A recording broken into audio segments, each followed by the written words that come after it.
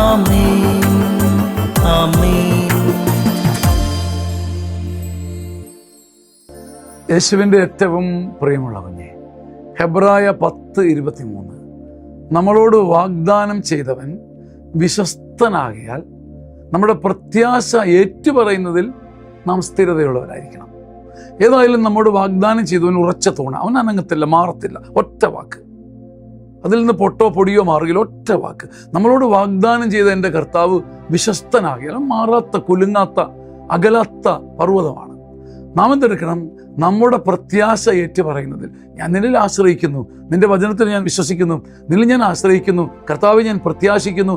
പണ്ട് ഈ കുർബാന സ്വീകരണത്തിലൊക്കെ പഠിച്ചതുപോലെ നാം നമ്മുടെ പ്രത്യാശ ഏറ്റു പറഞ്ഞുകൊണ്ടേയിരിക്കണം, ആവർത്തിച്ചുകൊണ്ടേയിരിക്കണം.